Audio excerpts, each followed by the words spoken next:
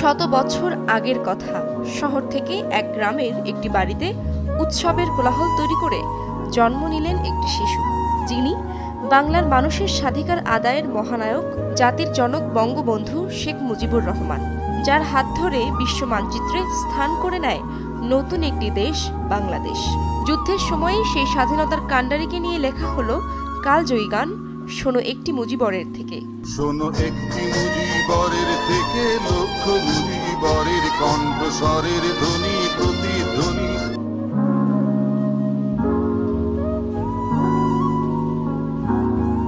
সালটা 1971। উত্তাল রাজপথ, যুদ্ধের দামাডলে প্রতিবাদী মুক্তিকামীরা। ঠিক সে সময়েই মুক্তিকামী এই নেতাকে নিয়ে কলকাতার আকাশবাণী রেডিওতে বাজতে থাকে শোনো একটি মুজিবরের থেকে লক্ষ মুজিব সেনা গানটি। মুক্তিযুদ্ধের সৃষ্টিশীল সময়ে লেখা এই গানটি অনুপ্রেরণা যোগায় মুক্তিযোদ্ধাদের। দুঃখের সঙ্গে বলতে হয়, 23 বছরের করুণ ইতিহাস, বাংলার অত্যাচারের, বাংলার মানুষের রক্তের ইতিহাস। বাংলাদেশের প্রতি উজাড় করা ভালোবাসা দিয়ে বঙ্গবন্ধুর 7 মার্চের ভাষণ শোনার সময় কালজয়ী এই গানটি লিখেছিলেন খ্যাতিমান গীতিকার গৌরীপ্রসন্ন মজুমদার। কাগজে গানটি লিখেছিলেন রক্তের সবটুকু তেজ দিয়ে।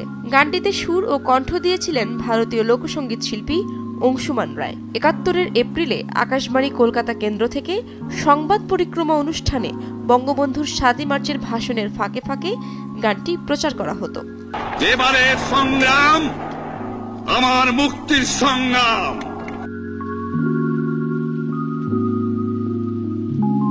মুক্তিযুদ্ধে অসামান্য প্রভাব ফেলেছিল এই গানটি। রেডিওতে প্রচারের পর 22 এপ্রিল গানটি হিন্দুস্তান রেকর্ডের স্টুডিওতে রেকর্ড করা হয়। সঙ্গীত পরিচালনা করেছিলেন দীনেন্দ্র চৌধুরী। সেই রেকর্ডের আ পিরিয়ড মুজিবর সিগিং শিরোনামে ইংরেজি গানও যুক্ত করা হয়েছিল। ইংরেজি গানে অংশুমানের সঙ্গে কণ্ঠ দেন করবীনাথ। 2012 সালে বাংলাদেশ সরকার গানটির গীতিকার গৌরীপ্রসন্ন মজুমদার এবং সুরকার ও কণ্ঠশিল্পী অংশুমান রায়কে মুক্তিযুদ্ধ মৈত্রী সম্মাননাতে ভূষিত করে।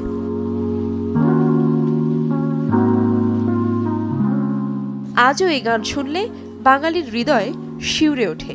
গানের মধ্যেই খোঁজার চেষ্টা করেন প্রিয় নেতাকে।